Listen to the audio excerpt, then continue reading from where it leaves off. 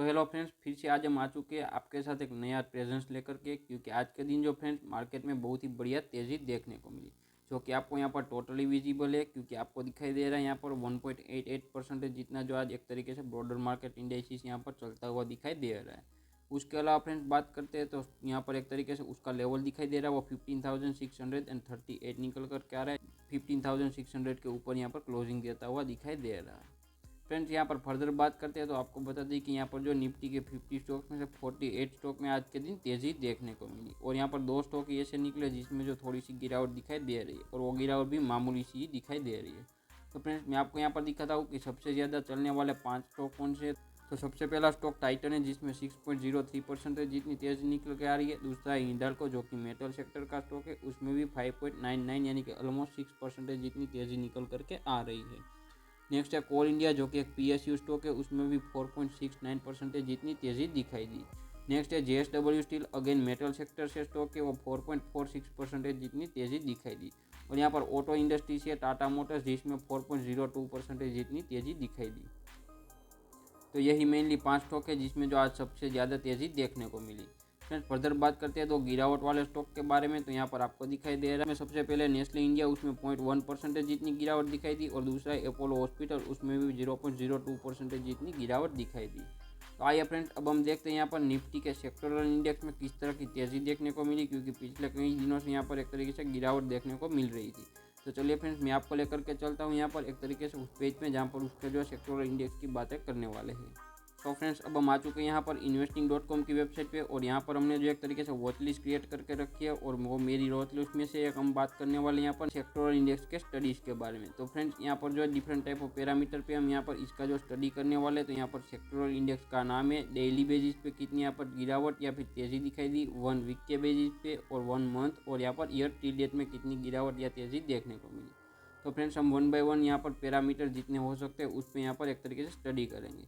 तो सबसे पहले जब डेली पैरामीटर पे मैंने एक बार क्लिक किया तो सबसे कम तेज़ी वाले यहाँ पर एक तरीके से सेक्टर ऊपर आ गए, और दोबारा क्लिक किया तो यहाँ सबसे ज़्यादा तेज़ी वाले सेक्टर ऊपर आ गए हैं।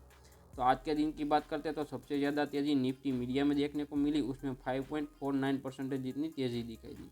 नेक्स्ट यहाँ पर है निफ्टी मेटल, जिसमें 3.97% जितनी तेज़ी दिखाई दी।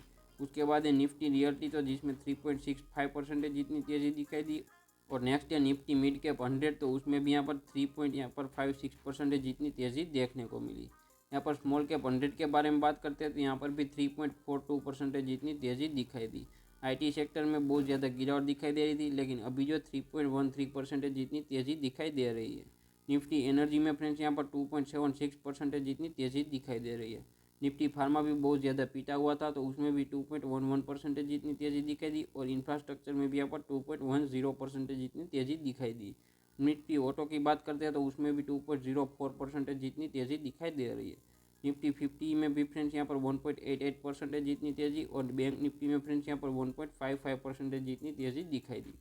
सबसे कम तेज़ी वाला यहाँ पर सेक्टर है कोई तो निफ्टी FMCG है। तो आज जो है यहाँ पर मोस्ट ऑफ जो यहाँ पर एक तरीके से सेक्टर है वो यहाँ पर ग्रीन होते हुए दिखाई दे रहे हैं। सो आइए फ्रेंड्स अब हम बात करते हैं ईयर टिल डेट में सबसे ज़्यादा गिरावट वाले सेक्टर कौन से हैं। सो फ्रेंड्स उसमें सबसे पहले निकल करके आ रहा है निफ्टी IT, जिसमें जो फ्रेंड्स यहाँ पर ऑलमोस्ट 28% के आसपास गिरावट दिखाई दे रही है। उसके बाद है निफ्टी स्मॉल कैप 100, उसमें भी फ्रेंड्स ऑलमोस्ट 26% जितनी गिरावट है। रियल्टी सेक्टर में भी फ्रेंड्स 20% के आसपास गिरावट है, और निफ्टी मीडिया में भी यहाँ पर 15% के आसपास गिरावट दिखाई दे रही है। निफ्टी फार्मा में भी ऑलमोस्ट 14% जितनी ईयर टी डेट गिरावट हो चुकी है। निफ्टी मेटल में भी फ्रेंड्स यहाँ पर 14.51% जितनी गिरावट है, और मिड कैप 100 में फ्रेंड्स यहाँ पर 13% के आसपास यहाँ पर ऑलमोस्ट 14% जितनी गिरावट है।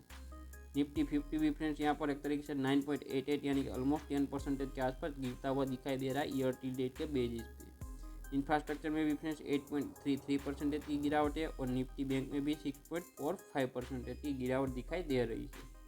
निफ्टी FMCG में भी फ्रेंड्स यहाँ पर मामूली सी गिरावट है 0.70% की। ऑटो सेक्टर ऐसा है फ्रेंड्स जिसमें जो 0.34% की यहाँ पर ईयर टी डेट में यहाँ पर तेज़ी दिखाई दे रही है। और एनर्जी सेक्टर में भी फ्रेंड्स 7.62% जितनी तेज़ी है। यहाँ पर सभी जो यहाँ पर एक तरीके से ईयर टी डेट के बेसिस पे बात करते हैं तो सेक्टर यहाँ पर एक तरीके से गिरते हुए दिखाई दे रहे हैं। लेकिन यहाँ पर 2 सेक्टर को यहाँ पर एक्सक्लूड करते हैं, जो कि ऑटो और एनर्जी। तो एनर्जी में अच्छी खासी तेज़ी है, लेकिन यहाँ पर ऑटो सेक्टर में मामूली सी तेज़ी दिखाई दे रही है।